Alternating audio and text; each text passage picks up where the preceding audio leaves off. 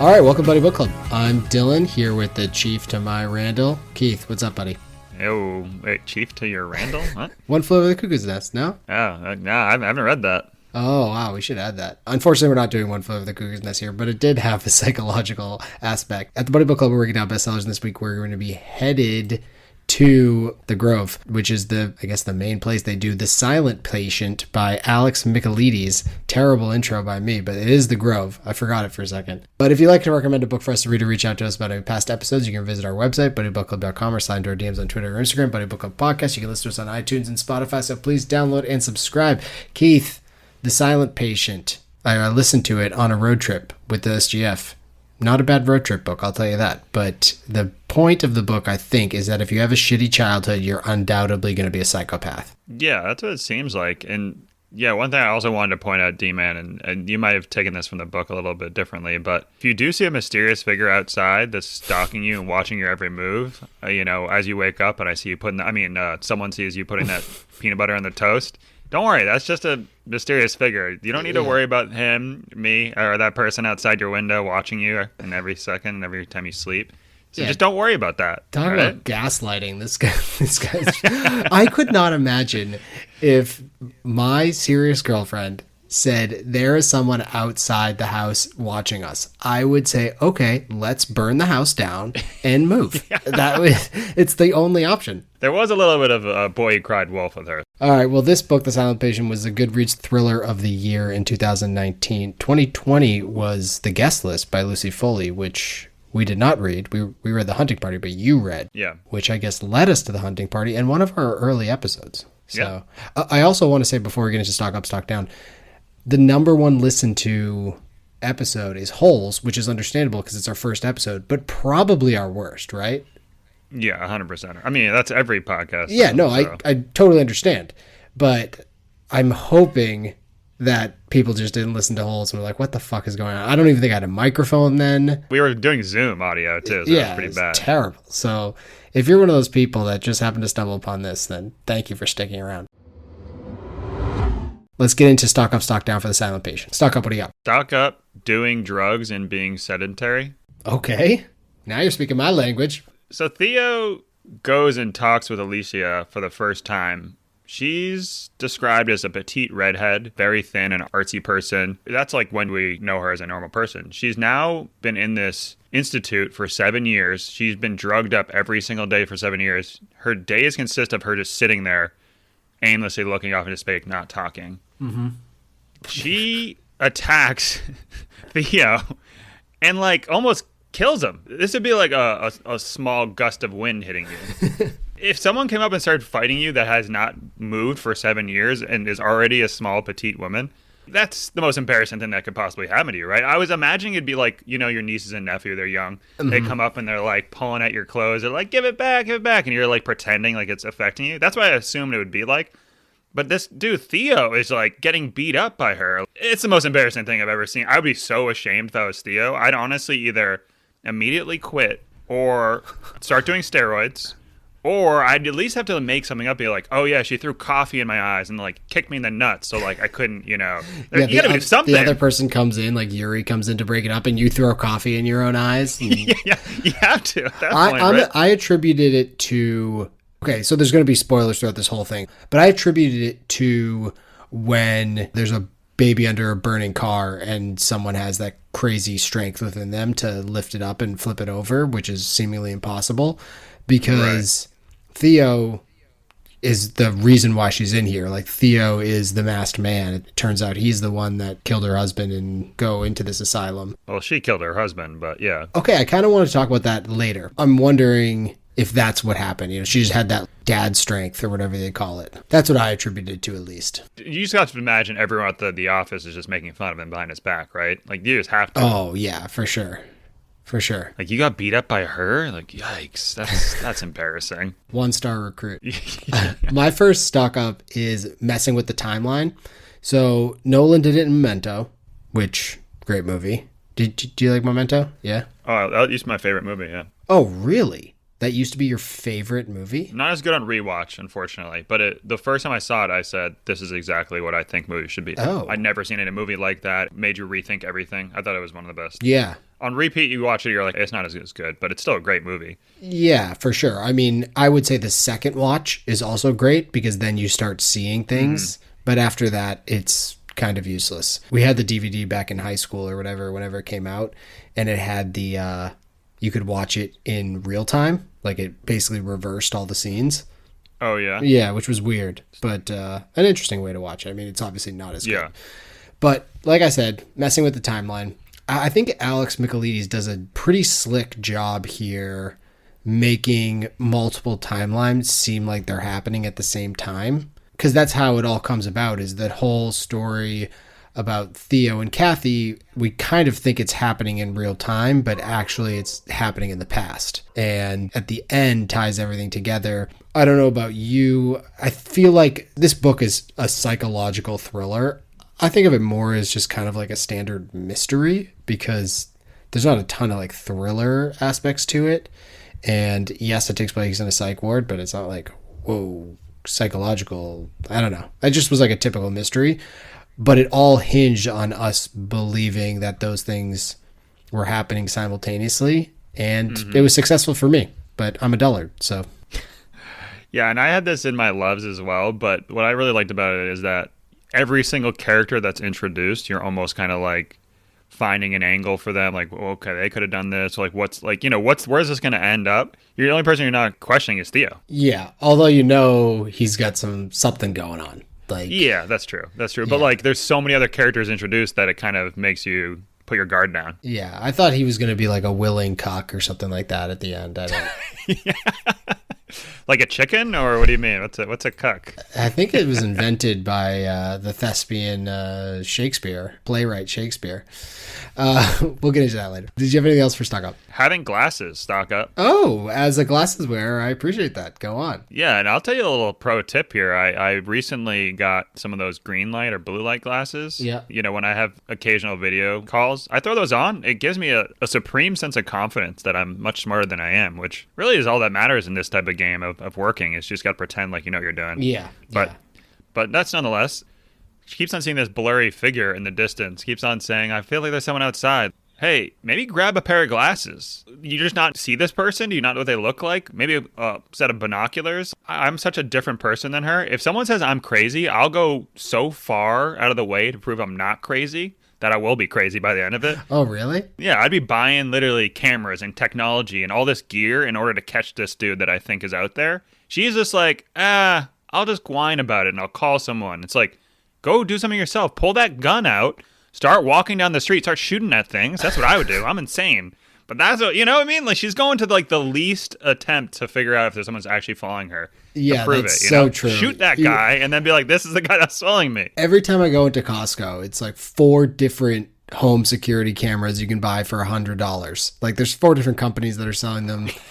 There's Amazon now. Just go on Amazon, buy a little camera, and put it outside. Because the only thing she has is this like Bigfoot type photo, right, where he's kind of blurry in the background. You just need to do more. Like, I would be doing everything to prove that I'm not psychotic. And really, I'm not trying to prove that I'm not psychotic. I'm just trying to get back at Gabriel for calling me a psycho. I'd be like, oh yeah? You think I'm crazy? Well, look at this. Now who's crazy? You're crazy for gaslighting me. I wrote a blog about it. I don't like the word gaslighting, but yeah, just not believing someone. We're really on the same page with the gaslighting term. Okay. You've used it multiple times. Just already, twice in this, because this is kind multiple. of... Multiple. Just twice, which is multiple. that is multiple. Are you gaslighting me? You're gaslighting me. I've had significant conversations with the SGF about the term gaslighting. Not that I was. I'm just saying that, the term is used, and like we'll be watching a show and she's like, oh, that guy's gaslighting her. And I'm like, no. Gaslighting is those people in the 1800s that went around with a light and lit torches in the street. Get over it. This person's just tricking her. My next stock up is psychotherapists. Okay, yeah, Theo is a bad guy, for sure. But can we blame him? His job is literally psychotherapist. Did he succeed? Yes, he's a psychopath and a therapist. Psychotherapist. I had never heard the term psychotherapist before reading this book. I've heard psychiatrist, I've heard psychologist, but psychotherapist, never understood, never heard until this, and now it makes sense because you have to be part psycho and part therapist, which he does very well. So I say give the guy promotion. So that's like a me stock up. That was a very undemon-like one, which I really appreciate. Thank you very much. I'm trying to get out of the box for you, you know? Yeah. Really I bring love the hard hitters to our listeners out there. But had you heard of a psychotherapist before? No. Was it from the book? Yeah, that's what he was. It's probably a British term. It's like trolley or whatever. What do they use for Lorry? Lorry, yeah. I think the point is you assume the feelings of your patient. Like, that's the idea. So that's different? I think that's different. Isn't that what a psychologist does? I don't know. You know, but that's kind of how they explained it, so I just went with it. But Theo is a psycho, so let's jump into stock down. What do you have for stock down? Stock down coworkers. Ooh. And, D-Man and I met as coworkers. This is true. This is a hard one to sell. At this and point, we didn't like each other, I don't think, at the beginning. You didn't like me. I liked you. Well, you treat everyone exactly the same, which I appreciate, actually. I came to like that, but at the time, when you're a new person, you don't really like being shit on when you're new to the group. So you kind of did that, and I was like, who the fuck's this guy? You know? Then you realized, oh, he shits on everybody. Yeah, then I was like, oh, this is just his personality. He wasn't just giving me a hard time. He just doesn't know how to turn it off. Yeah, no, so I respected it. I have been told that I do not know how to turn it off. But Theo's coworkers are the worst. They're awful. Oh, terrible. Diomedes, who 5 minutes into the job puts Theo on the spot in front of all the patients, all the employees at like the team meeting. Theo hasn't even grabbed a cup of coffee yet, and he's like, "Yeah, why don't you break down what's going on here?" It's like, I don't know who any of these fucking people are. Like, why are you putting me on the spot here? If a boss did that to me my first day, I walk in and they're just like, "Well, Keith, what do you think the answer to this like tough question is?" I'd be like, "I'm quitting." Like, this is a person that's just like wants to make you look bad. That's all they're doing, right? Oh, 100%. And then another thing, which I really, really hate, is he went to him being like, "Hey, I'm having problems. Like, what do you think of this?" He would just ask the question back to him. So he'd be like, "I read this book. Like, what do you think about the ending?" And he's like, "Well, what do you think about the ending?" I fucking hate that. First of all, I'm crazy. I talk to myself all the time. I've had multiple conversations with myself. So I'm not coming to you for you to ask me a question back. I already have done that question. You're supposed to answer the question or don't fucking say anything. You know what I'm saying? Am I getting mad? I'm getting mad right now. But I hate when people do that. It's like, no, I don't need you to prompt me with another question. I've already thought of this. Just answer the question or say I don't know. And then he answers the question about the book, and Diomedes is like, "Huh, you idiot, that's wrong." I'm like, well, if you knew the answer, why'd you just answer it? Right, D-Man? I didn't know this was a test. Yeah, I didn't know this was a test. Yeah. Sorry, so Diomedes is the worst. Then we got Christian, who's just an asshole. I don't really understand what his deal was. I still don't get it, why he was just such a dickhead. We got Yuri, who 2 seconds into meeting him, he's like, "Yeah, I taught myself English." And he just like starts bragging to him. This Yuri guy sucks. Like, what are we doing here? I got things to say about Yuri later, but yeah. Yeah, okay, good. And then lastly, I think it might have been Stephanie or the manager that was the Caribbean accent in the book. Just being a huge bitch also. It's like, why? Why are these people dickheads? What's going on here? Coworkers stock down. Okay, I hope none of your coworkers are listening.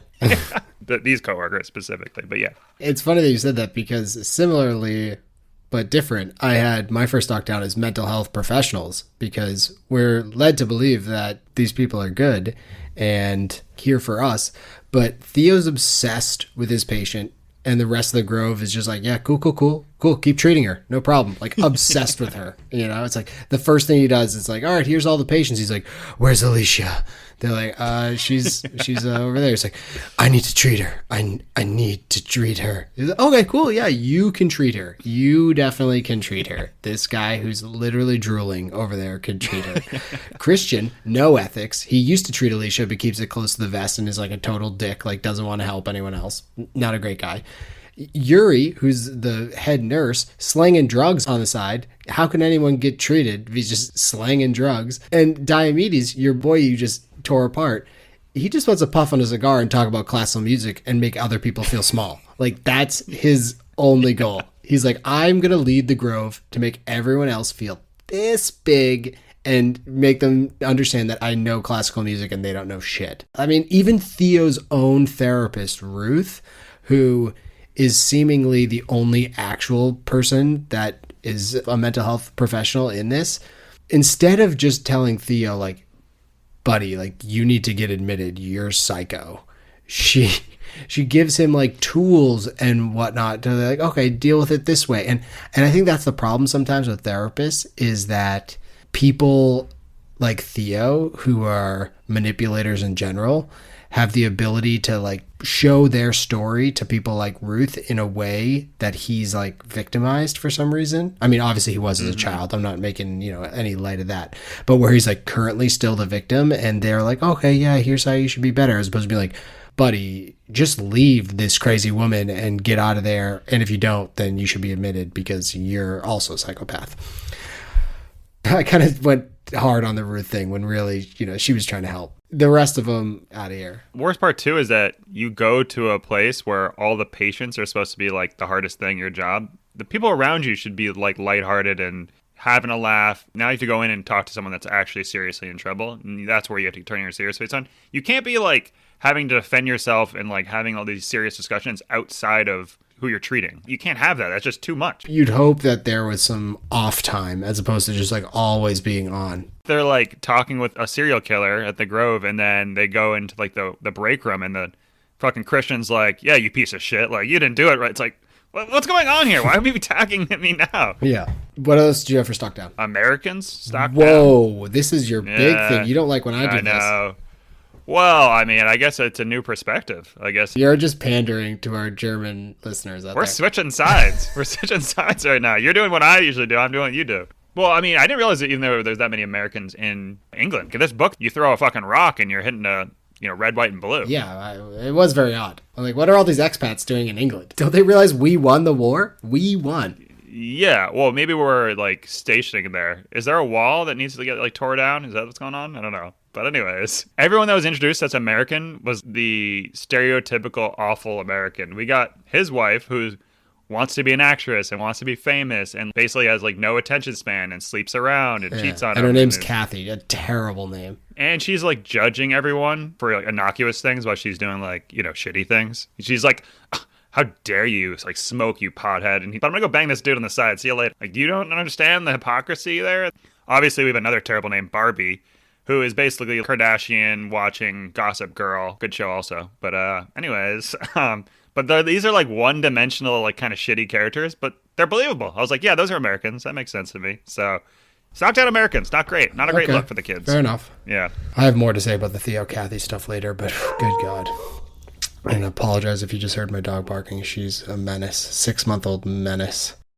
My next stock down is cheating. And I'm not talking about sneaking in a crib sheet to a test a la Matt Damon in School Ties. Great movie. Go watch it. It never ends well for the cheater or the cheatee. The message here is that if you cheat... What's the stock price? If you cheat, you're most likely getting murdered. The stock price... I don't know. Ashley Madison's a real website that people were into or like made the news or whatnot. I would wanted you to go with the stock up cheating and then somehow found a way to buy it, kid. That's what we do here at the Buddy Book Club. We can't be going, come on, but go on. I feel like the stock is secret. Like people aren't trading it openly. They have it on a side portfolio. It's definitely not in the house portfolio. Everyone's like, oh, people that are cheating are the worst. I mean, it's a commandment, kid. Oh, covet thy neighbor's wife. Yeah. I never understood what that meant, though. Like when I was a young boy and in Catholicism, which I was never into it, but I had to be, all I knew about covet was that it sounded close to covenant, which sounded close to Indiana Jones in the Ark of the Covenant. That's right. So I was like, cool. Sounds good. Covenant, neighbor's wife. Don't open it up or there will be skulls, which was actually close to what it really is. So it really is. I mean, what do you think that scene was about where he takes the cup and drinks the water out of it? That's The Last Crusade. That's a different one. It's all Indiana Jones, though. It is. But as is the Crystal Skull, which is terrible. A quick 2. Stock down is specialization. Nowadays, especially like kids sports and stuff, it's like, oh, you want to be a baseball player. Like you got to play only baseball from 8 until high school. Otherwise, you're screwed. At least for me, that doesn't make any sense. And if I'm ever blessed with children, then that will not be the case. It's like, yeah, play whatever. Play fucking Calvin ball. I don't care what you're playing. It's just like, get out there and have a good time. Like, don't get obsessed with one sport. It's just never going to work out for you. And Alex Michaelides here, he's a writer, but this project, at least, this book, he had been working on for years and years and years, but was able to do other things. He worked in a psych ward for a bit, which is why he has all of that psych ward stuff in here. And when he was a kid, he grew up in Cyprus, so they did a lot of the Greek tragedies. Like, they had to read them and study them, and he was interested in them, and he found the Euripides one, and he was fascinated by it. So like that whole Euripides thing came in here. So by not specializing and kind of dipping his toes into lots of things, he was able to bring it back to his main body of work, which was writing, and write this book, which I think we both found to be above average or enjoyable. So I think the same thing can be done with sports too. It's like, hey, there's a reason why NHL players, when you see them before a game, they're like playing hacky sack in the hallway. Just get those feet moving, get stuff going, see what happens. And don't specialize. That's stuck down in that. And the second one is ethics/security. I don't know what kind of establishment Diomedes is running here. No wonder they're getting shut down. I mean, the security at this place makes zero sense. These are convicted murderers. And it's just like, oh yeah, they're hanging out together. Yeah, we're going to give them paintbrushes that they can whittle into shanks and stab each other in the face with. Oh, we just write up a report and like keep going, keep moving forward. What? It didn't make any sense. And then at the beginning, they like confiscate Theo's lighter. It's like, okay, cool. Like, confiscate a lighter. That makes sense. But then give her paintbrushes that she can just like carry around. And even though she's attacked Theo, she's presumably murdered her husband and is a suicide risk. And she's given basically like a vampire steak. That doesn't check out. No checks and balances with Yuri doling out drugs to people. Come on.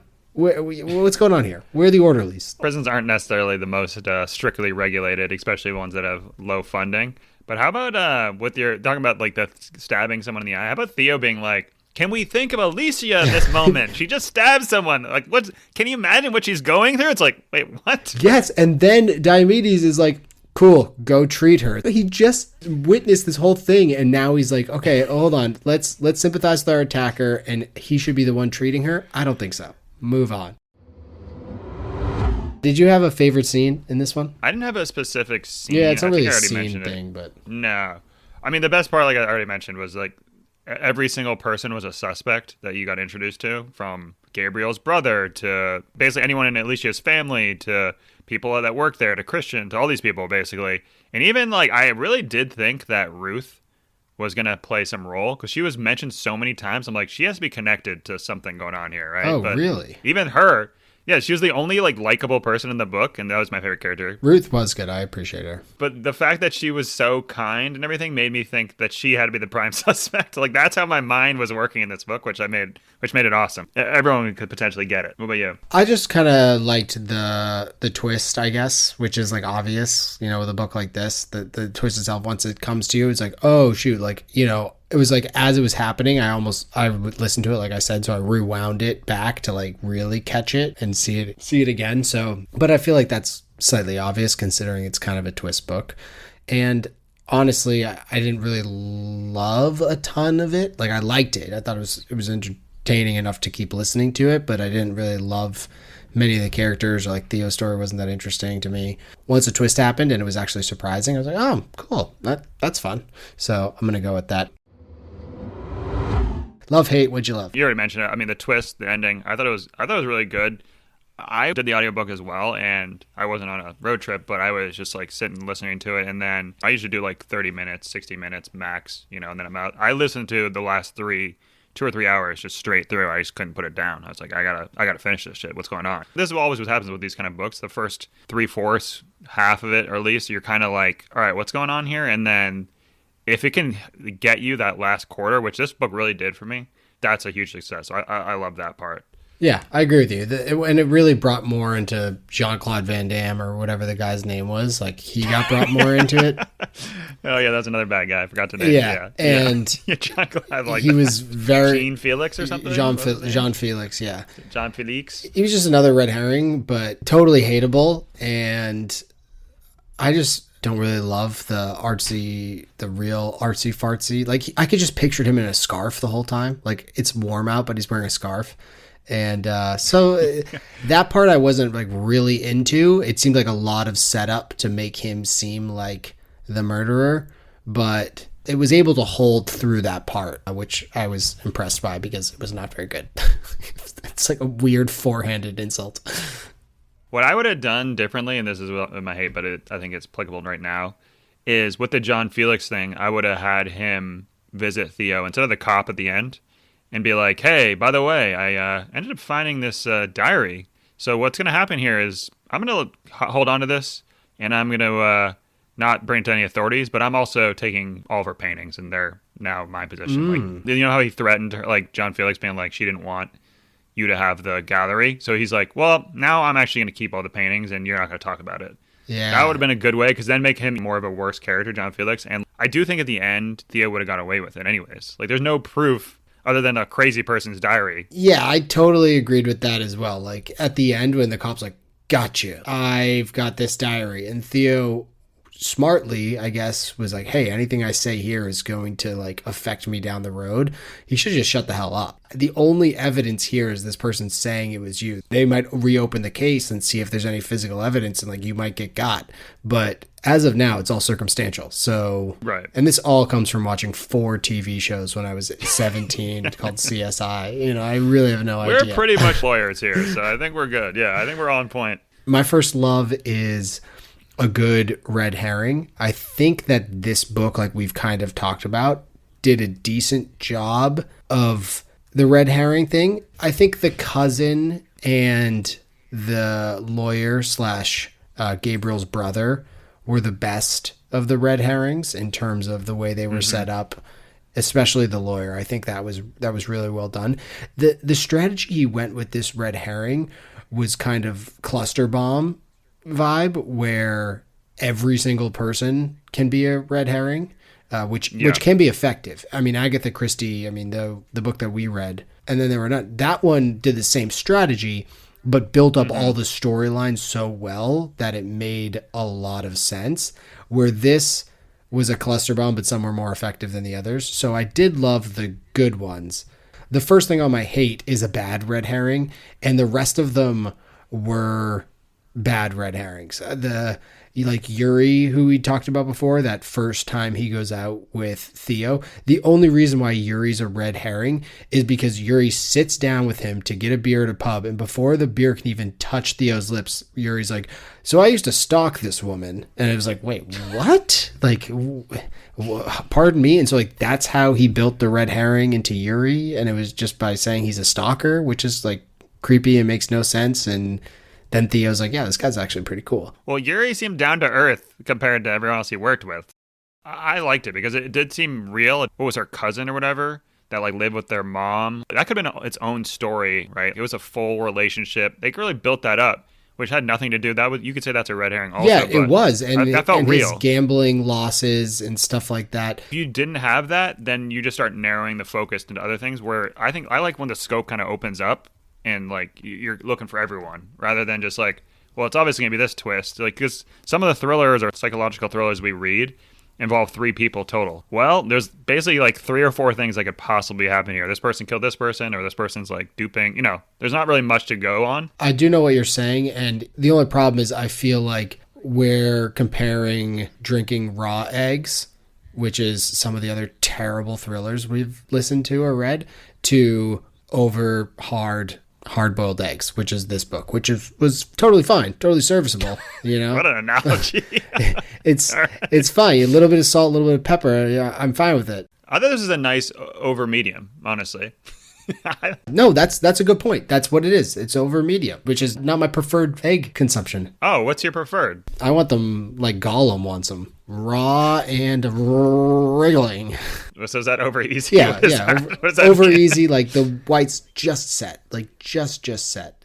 Well, I mean, we've talked about this before, but that's the barometer of a good diner is if they can fucking crush an over easy. If they can't, get the fuck out of here. Yeah, 100%. And I'll tell you where you could get a good over easy egg for sure. The pub in this book is called the Slaughtered Lamb. What a name. You know, if a bar has a name like that one, it's an old-timey bar. They just said, fuck you, we're not changing the name. We don't care. 2, it's going to be like some regulars there. And 3, they know what they're doing. You're not staying in business if you don't know what you're doing with the name Slaughtered Lamb. Great If you name. go to a place called the Slaughtered Lamb and they have a Scotch egg on the menu, that's where I'm ordering it. That's 100. I would not order a Scotch egg anywhere else. Do you know what a Scotch egg is? Go on. A soft-boiled egg that's surrounded in sausage and then breaded and deep fried. And so that the sausage is cooked, it's nice and crispy on the outside, but when you cut it open, the soft-boiled egg is still soft. Yeah. Okay. I don't hate that. Yeah, really nice. I mean, the slaughtered lamb probably only gives you like 3 beer options and like 3 things to order from the menu. So I just went to my love and my hate. So what else do you have for love? Theo setting up Christian because he's a dickhead. She's like, you know what? I'll make this guy the fall guy for the murder, which I appreciated. That was nice. Nice touch. Yeah. Hate-wise, I already told you the ending I would have changed. One thing was that Theo was like this whole like, I'm not going to kill anyone. He puts the gun on the table for Alicia, who ends up killing her husband. But then he has no qualms about killing Alicia with the drugs. And that's all based off of, well, she told the story slightly different. And so she must know I'm who I am, so I'll have to kill her now. That seems like a huge leap all of a sudden, right? Okay, so I guess it wasn't clear to me whether or not she actually was the one that killed Gabriel. I know he gave her the gun and said, you kill him now. But did she do it? I don't know if it like explicitly said that she killed him. He said, you can choose. I'm going to either kill you, Alicia, or Gabriel, you know, and Gabriel's going to determine with that. And Gabriel's like, I don't want to die. And so he said, all right. And he pointed the gun at Alicia, pretending he was going to shoot her, then shot it in the air and then put the gun down.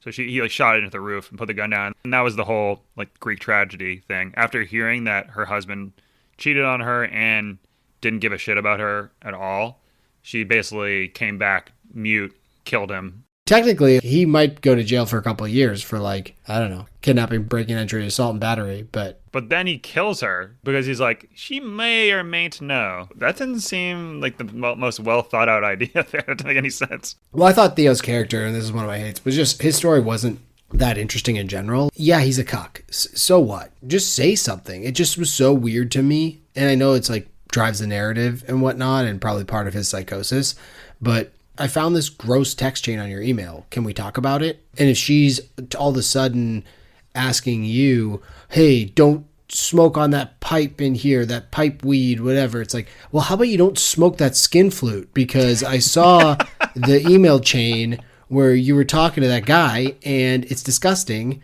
And what's wrong with the love we make under the covers with the lights off and my penis through my pajama pants? There's nothing wrong with that. Was that what happened? Dave Chappelle skit, Trading Spouses. I know that's a Dave Chappelle. Yeah, I know. It blows my gourd that you would go through all these other means to like catch her in the act. Well, she's been blowing a lot of gourds, if you know what I mean. Anyways, go on. But it's like, why would you go through all these hurdles to catch her in the act when you've literally caught her in the act via this email exchange? Because he secretly likes it. He wants to be He's the a victim. willing cuck. Hey, if that's the life you want to live it.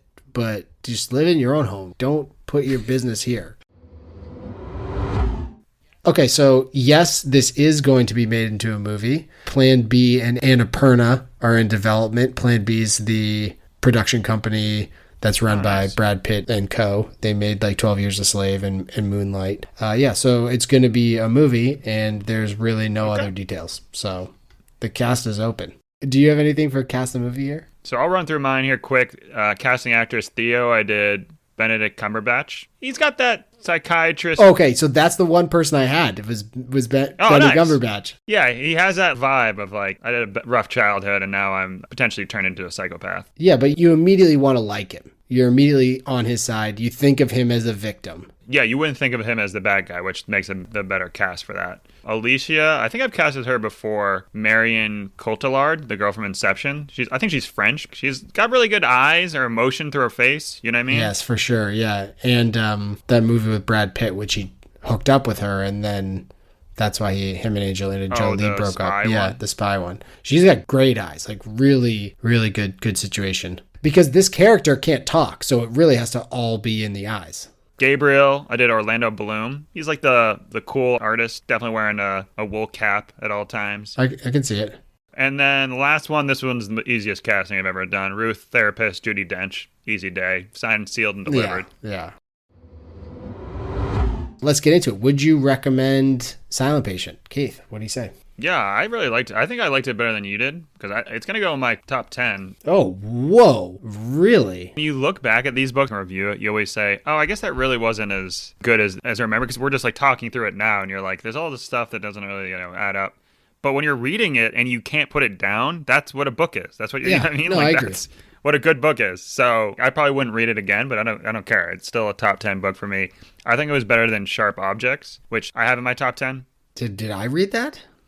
Yeah, we read it on We the did pod. on the pod? Fuck me. Yeah. Hey, we're 41 or 42 episodes in, man. This is a lot of books. So yeah, if that's in your top 10, you like it more. Simple as that. It's an interesting way that you put this, because it's like we talked about when we recently did the movie review, is I like to review movies, rate movies, not review, but rate movies immediately after I see them, because that's when I feel like it's the best. And if you like let it sit a while, you can kind of change your feeling towards it. And with this, I liked it. I still like it. I still would say like, oh, someone was like, hey, I need a mystery kind of thing. I'd be like, check it out. But the more that we talked about it, the less I actually really enjoyed it, or the more shit I had to say about it. So I would probably recommend it, but not over Sharp Objects. I loved that book. I remember every little piece of that book. I would say it's a good book. I think the SGF, when we listened to it on our car ride, we both enjoyed listening to it. So yes, I would recommend it, but probably not Cluster Bomb recommended. I'd recommend it to specific people. I did a book club questions on Verity. Very similar genre, like exact same kind of psychological thriller. But when I now think about the book, I'm like, how did I like that book? But when I was reading it, I said it was a 5-star. I was like, this is fucking incredible. But I would recommend Verity to people too. But when I think about it, I'm like, huh. Yeah. Plot, like, why is it not that great? But well, whatever. In general, I just don't think this is necessarily like one of my favorite genres. Like, I don't really love the mystery thriller I think it's genre. easiest for the pod because there's so much stuff you can shit on because there's much more likely to be plot holes. Foundation, I have 3 notes. We're 7 hours in. I'm like, what am I supposed to fucking comment on this? All right. Well, I guess that is a slight spoiler to our next book, which is Foundation, a sci-fi classic by Isaac Asimov, which was recently made into an Apple Plus, I think it's Apple Plus, right? TV series or miniseries. So our next book's going to be Foundation, sci-fi classic. I don't even know when it came out, but like the 60s or whatever. But this was The Silent Patient. Alex Michaelides, thanks for sharing that book with us. And Keith, until next time, brother. All right. Bye now. Bye now.